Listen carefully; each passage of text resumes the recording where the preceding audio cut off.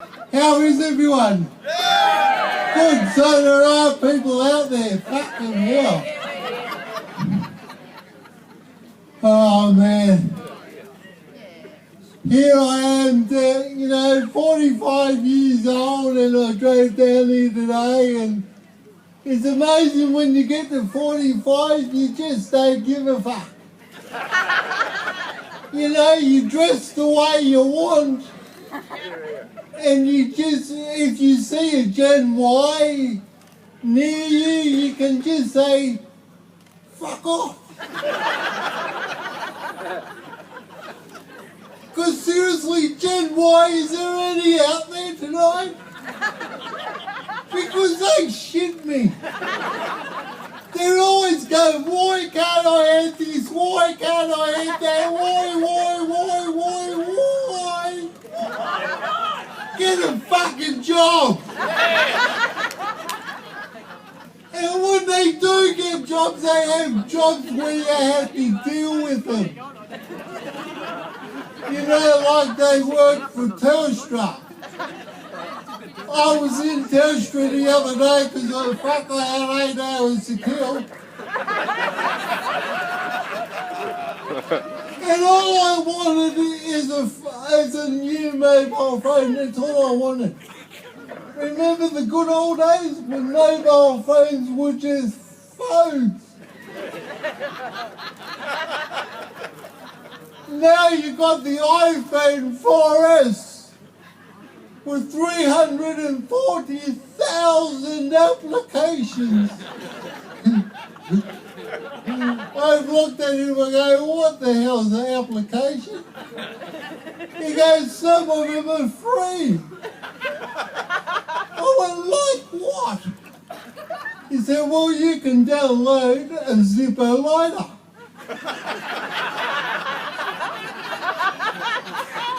And I go, where would you use that? Where would you use that application? And being my age, when I'm confronted with a problem, I don't let it go. Until I've got the answer. So 6 months later, I got this vision of 50,000 Gen Ys at a U2 concert.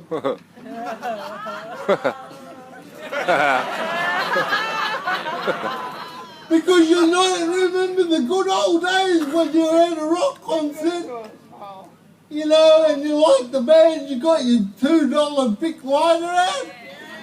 $2! Not fucking 840! $2! And it had one application. Fire!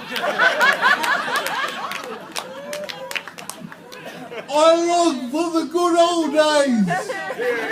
I really do. The good old days when footballers weren't rapists.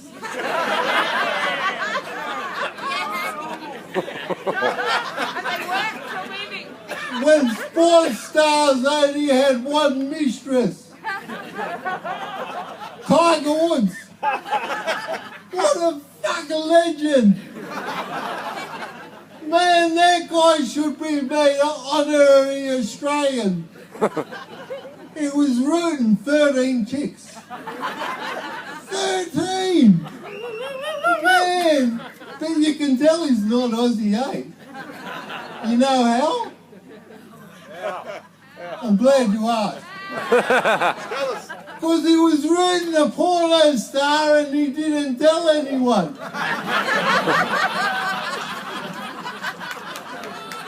Man, if that was me, I'd be going, I'm fucking a porno star! It will be on YouTube. Yeah! Now that would be fucking funny, wouldn't it? Oh man, I just don't understand the world today. You've got navigators for your car. Alan, we're talking about the reverse camera.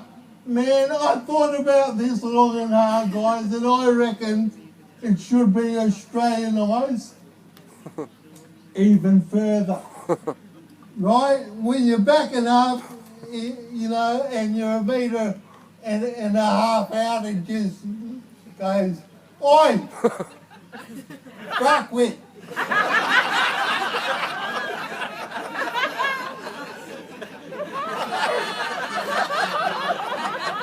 You're going to hit it.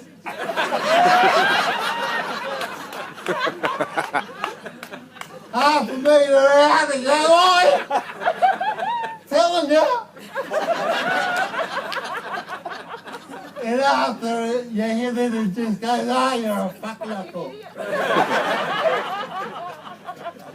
But there's a navigator for every occasion. Not only your car, but jogging. Jogging, a GPS for jogging. I pose this question to you. If you're getting lost running around the block, I think you got bigger issues.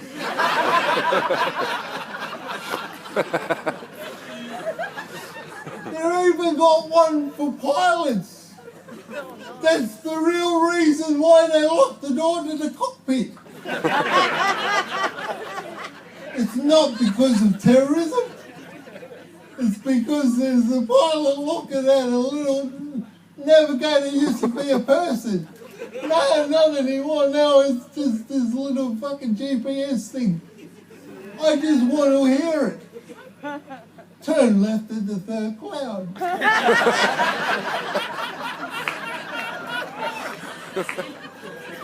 Avoid mountain peak in 500 meters.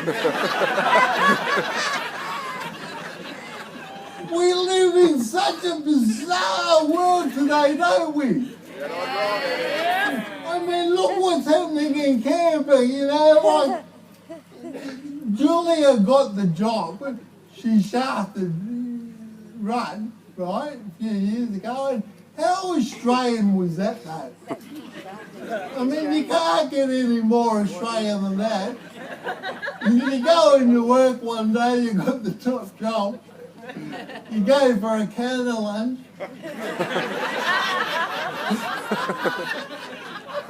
and you come back to, I'm sorry Kevy, but the tribe's spoken. Time for you to back off.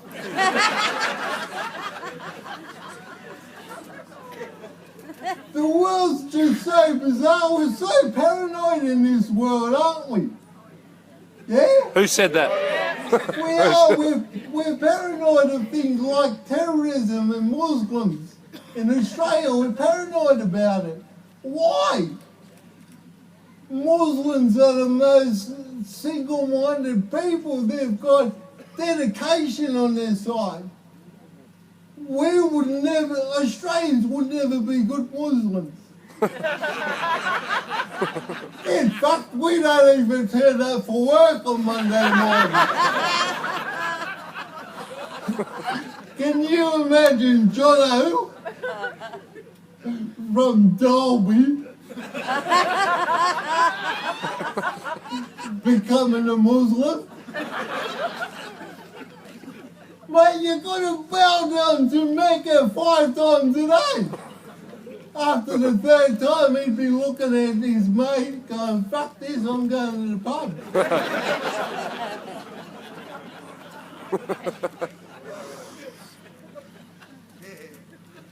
They say that the only way that we can change our country is by voting. That's bullshit.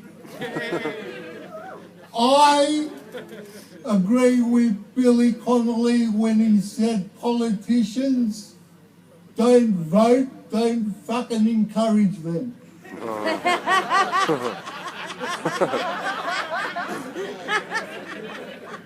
I was under the misconception that we lived in a democratic society. And if we did, it would be my right to vote or not to vote, correct? I didn't vote at the last election because, let's face it, I didn't have much of a choice. I had a choice between a fuckwit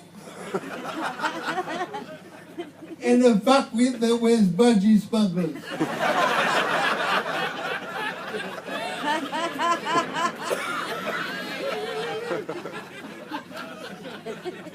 Thanks for that image. No worries, mate. So I didn't vote. I said, no, I'm not voting. Then I got fined $100. How long have I got to go? All right, Eddie. I'm still on time, what? Yeah. So I just said, I'm not voting, I got fined $100. And they sent me the fine on non-recycled paper. So being a bit of a hippie boy, I added a few extra words. Sent it back to him. I got the third and final letter that said, thank you for paying your fine. I went, how did that happen? So I rang up my mum. I said, Mum, you won't believe this. I just got a final letter saying thank you for paying your fine. She goes, I know. I said, what do you mean you know? She goes, I paid your fine for you. Oh. Because I didn't want you to get in trouble with the federal government. Now that's really good on one hand that my mum loves me so much that she paid me my fine, but on the other hand it sucks. You know, he's a 44-year-old man making a political statement. His mummy bells about. Mummy pays the fine. Kind of sucks. You want me to wind it up in a second? A little bit more. A little bit more. Okay. Three. I'll tell you this great one that even at the airports they're getting paranoid, right? Remember the good old days when you could actually pull up at the front doors of an airport? You can't do that anymore. You know, because they've got these curbside management tickets. And like my mum dropped me at the airport the other day and she goes, listen, I'll go and get a trolley to make it easier for you to take your bags to check in. I'll be back in a second. And no, she's let the car for 2 seconds. And he's tapping on the window, this dickhead, tapping on the window. I'll go, fuck, what? I'm in the passenger seat. What do you want? He looked at me and he goes, could you drive around the block? Not from this side.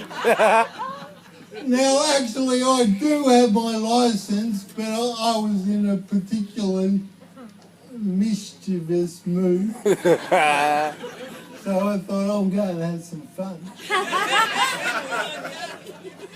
And I went, no, I cannot drive around the block.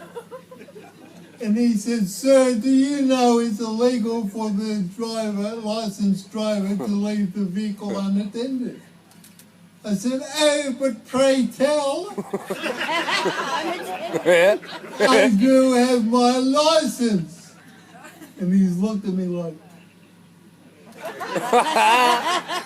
I said, what's up, mate? What part of that don't you understand? He said, well, I asked you to drive around the block and you said no. I said, that's correct. But you said you have your license. I said, yes, that's correct. 2 from 2.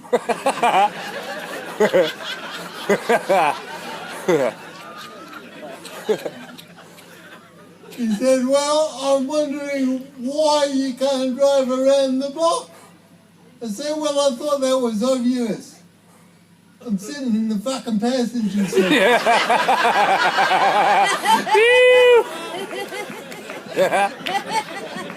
By that stage, Mum's come back with the trolley. I've got out of the car, he's looked me up and down, and he said to me these words that I'll never ever forget. He said, I don't understand you kind of people. Which was a lie. Because I got fined $124 for calling him a fucking cocksucker. Hey!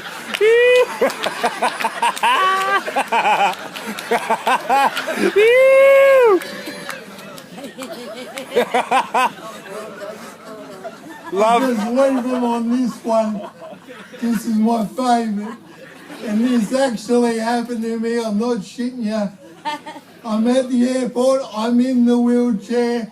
And you know, like overseas in Iraq and all that, they got the long sticks with the mirrors to check for bombs under cars. This guy's doing this to the wheelchair. And I'm looking at him and I'm going, mate, I'm going to ask, why are you doing it? It's not even my wheelchair. He said, sir, that wheelchair's been sitting there for 6 hours unattended. In that 6 hours, anyone could have gone up to that and put an explosive device under it. I looked at him and said, fuck mate, you could have told me that before I sat in it. Good night and see you later.